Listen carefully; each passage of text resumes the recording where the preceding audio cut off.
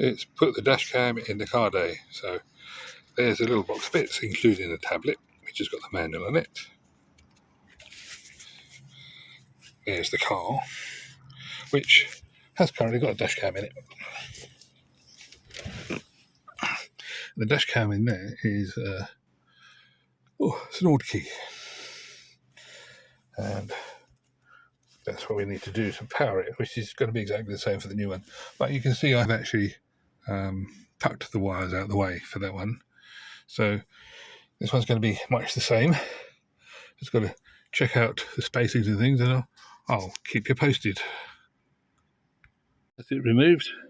Took about a minute and a half. Just had to unpeel it from where it was mounted. What I'm going to have to do now is clean the screen. As you can see there, it's a bit mucky where the sticker's been going on and off. It says in the manual that you've got to clean the screen with a dry cloth. Now, I don't know about you, but we don't smoke in our car because we don't smoke. And you can see where the stuff has been put on a couple of times.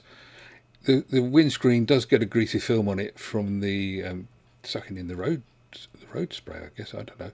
Anyway, it's worth, what I did was I had a diluted washing up liquid, and I just sprayed a little bit of that on to clean the glass first. Then I wiped it with a dry cloth to make sure everything would stick, and it came out quite well.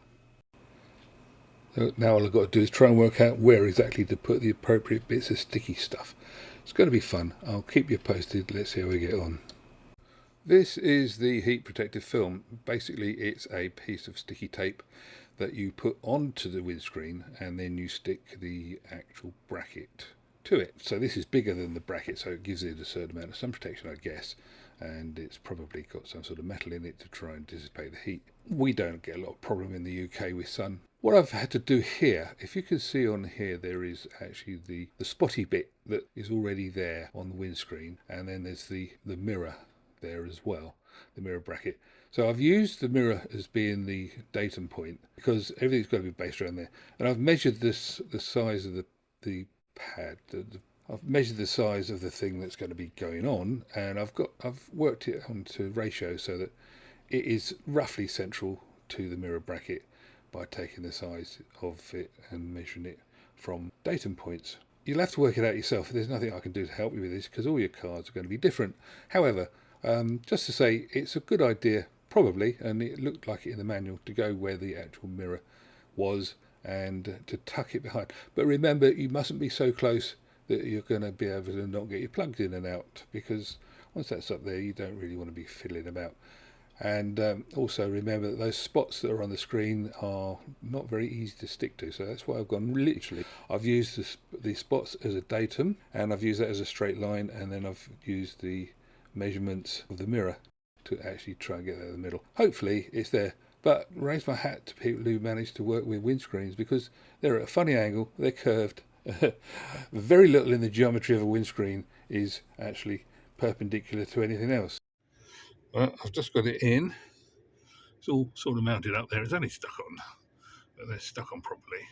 I don't know whether it's any good. The angles are so difficult to see when you're sat in the passenger seat.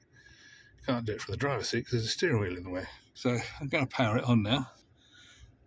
Please have a safe drive today. That's nice of her.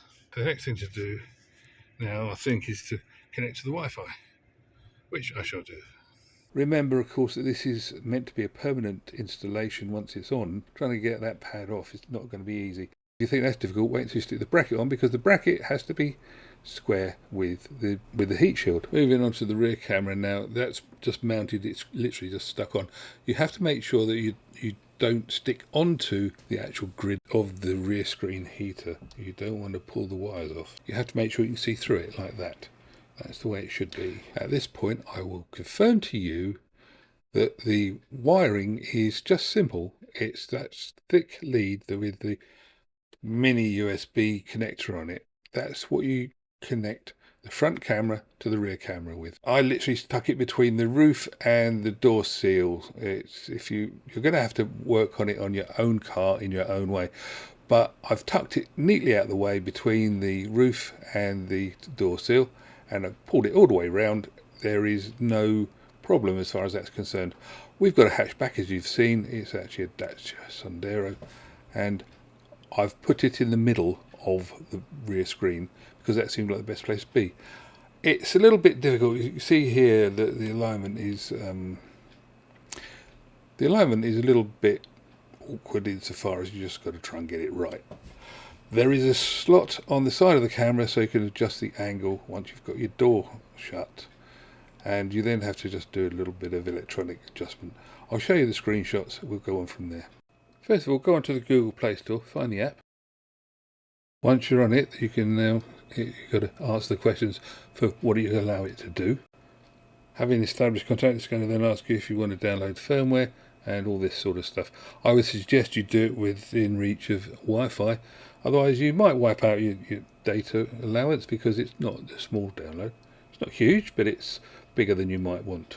What I did find was installing this app was that you have to allow it to do its thing. You have to trust that it's doing it and that it's doing it properly, because otherwise you're going to worry about it and then it's all going to go wrong. So follow the instructions, do what it says. This is the picture I got out the front, and you can see it's pretty good. The alignment I was quite happy with, and this is what we got out the back. Again, quite good. The alignment was what I was happy with, but you can fine adjust the back one with the coin slot. Having set the phone up to do the connection with the Dashcam, these are all the settings that you can adjust, so it's all fully interactive if you like, and it's going to give you the sort of results that you really want to have. You've got things like radar for parking and for width control. You've got line override and all sorts of things. So this is the picture we had out the front. It's a nice picture of the back end of a whatever. And this is what we got out the back, which is pretty good. I don't think you can really complain at those pictures. They are only screenshots. They are genuinely in 4K, the front ones. This was some lack of street lights and street lights coming around on a dual carriageway. Again, you can see it's actually picking it up in colour, which for a dash cam I think is pretty good. There's not a lot you can do in terms of getting a better result than that. The actual results I found to be okay. If you want to find out more, I'm going to have to do some proper testing of the actual system. But in order to do that, we've got to drive it around for a while, and that's what we're doing. So it's all going to come together. I'll give you a proper what I think of it at the end of this session, and in the meantime, this is how you fit it. If you've got any questions, please, more than happy to answer them. Put them in the comments. Please do click some likes, because likes make a big difference, even if you don't want to subscribe. But if you really feel, you might even want to subscribe. Whatever way, I'll catch you another time. Thanks for watching. Keep happy, keep safe.